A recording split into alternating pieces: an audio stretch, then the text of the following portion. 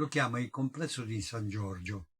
Ricordate il famoso santo guerriero che in sella ad un cavallo bianco affronta il drago tremendo e fiammeggiante per liberare la piccola fanciulla ignara messa lì per essere sacrificata, la porta via? È un mito che accompagna l'umanità da sempre. Teseo che libera Arianna uccidendo il Minotauro, e poi Surise, Enea che porta sulle spalle suo padre e suo figlio e fonda Roma, attraversa il mare e fonda Roma, e poi c'è Parsifal, Lancillotto, Lohengrin, fino a Zorro addirittura, sempre il cavaliere senza macchia e senza paura. Anche noi in Italia abbiamo anche Giovanni dalle Bande Nere, Ettore Fieramosca, Giuseppe Garibaldi, sempre i cavalieri nobili, pieni di ideali e soprattutto che non vengono a compromessi con nessuno. Il loro onore, la loro forza morale, il loro desiderio di far vincere i buoni. Anche gli Stati Uniti hanno i loro miti, i loro cavalieri mitici. Io li chiamo i Cavalieri della Valle Solitaria, dal famoso film di Alan Ladd, degli anni 50. Loro hanno avuto Buffalo Bill, hanno avuto proprio questi cavalieri fino ad oggi, fino passando paradossalmente persino Trump nell'immaginario collettivo di alcuni degli elettori in persona questo personaggio, per altri invece in persona il cattivo, per carità. Obama ha rappresentato questo, Clinton ha rappresentato questo, c'è sempre Reagan che era addirittura un interprete di cowboys, ma in questa immagine dell'America e dei Cavalieri della Valle Solitaria merita una menzione particolare un cavaliere diverso, il cavaliere moderno, un cavaliere degli anni 70, ed è Taxi Driver. Questa sera parliamo di questo film perché è l'occasione del compleanno di Martin Scorsese, un regista che ammiro per la sua forza espressiva, per la sua capacità di raccontare il male e il bene, ma soprattutto di lasciar serpeggiare in ogni forma di male una forma di eroismo, di bene lontano, di possibilità di riscatto. C'è sempre questo fatto nei suoi personaggi. Sono dei cattivi paradossalmente d'onore, per capirci, non dei banalissimi cattivi. Bene, questa volta in Taxi Driver, secondo me, Robert De Niro, in una straordinaria interpretazione, interpreta l'ultimo dei cavalieri della Valle Solitaria.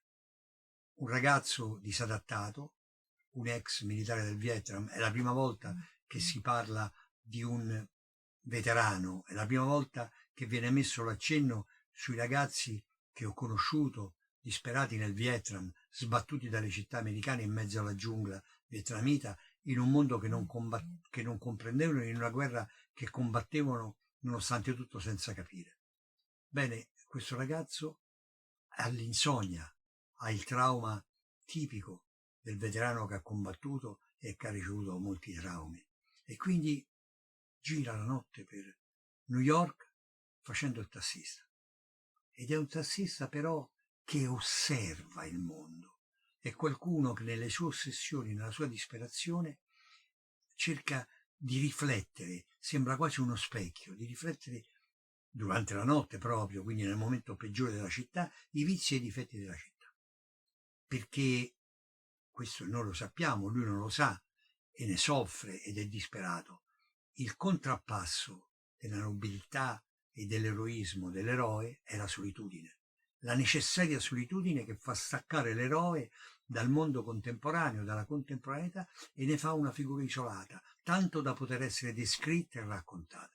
Bene, il nostro protagonista, Travis Bickle, è disperato per questa solitudine, non riesce a trovare nessuna possibilità di parlare, di dialogare con gli altri, anche quei pochi con cui potrebbe parlare, tipo lo straordinario personaggio di Boyle che fa il mago, cioè una specie di guru tassinaro che poi in realtà dice tutto e non dice niente.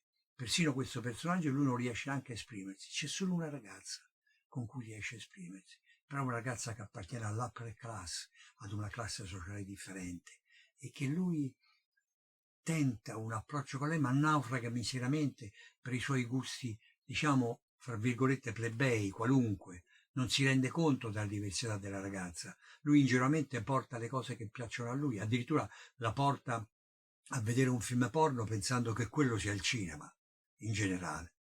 Ecco, questo suo essere disadattato non cambia però, perché ogni eroe in realtà è disadattato, come ho detto prima, dal contesto su cui vive, e proprio per questo può affrontarlo, non cambia però la sua indole, il suo desiderio di ripulire il mondo, di cambiare le cose. E finalmente, proprio come San Giorgio, come il cavaliere senza macchia e senza paura, trova una fanciullina, che in realtà è una giovanissima prostituta, ma ha l'ingenuità, il candore, lo stupore, persino la stupidità di una qualunque ragazzina di quell'età. E lui fa di tutto per salvarla. E lo fa attraverso una specie di strage che in un paradosso incredibile lo tramuta da disadattato nevrotico a eroe cittadino. Bene, in questo tipo di capovolgimento, in questo gioco, tutti quanti ricorderete la famosa frase: ma parli con me? Parli con me? You talk it to me? You talk it to me? Vi ricordate lui di fronte allo specchio con tutte le armi possibili e immaginabili? Questa dimensione, questo specchiarsi e rivolgersi a se stesso, in realtà è come se lui si rivolgesse al mondo e gli chiedesse di parlare, non lo affrontasse. Non è minaccioso, paradossalmente, quel suo parli con me, è quasi una preghiera. Dico sempre paradossalmente, parli con me, cioè qualcuno finalmente si accorge che esisto. E finalmente questa ragazzina, questa giovane prostituta, si accorge che esiste, come se ne accorgono i cattivi, perché lui li fa fuori. Ecco, e li fa fuori proprio perché riesce ad arrivare al nocciolo della società marcia, cioè il bianco è bianco e il nero è nero, e su certe cose non si può transigere. Per cui, come ogni eroe, ha questa visione, diciamo, bicolore, bianca e nera, e non può andare oltre. E proprio per questo, questa assurda società, invece di riconoscere la sua malattia, lo proclama un eroe. E come eroe lui rimane in un finale che addirittura si permette di abbandonare, come tutti gli eroi veri, persino la ragazza dei suoi ideali e andarsene la notte. Questa volta invece di andare via a cavallo, invece di andare via a piedi, va con il taxi, sprofondando nell'immensa città multicolore. E io mi auguro che nessuno di noi sprofondi nella città, ma che con questo senso di giustizia, senza arrivare chiaramente all'omicidio, ma con questo desiderio di pulizia dentro, anche noi possiamo percorrere la notte e i giorni delle nostre città, sperando che il mondo diventi migliore. Grazie.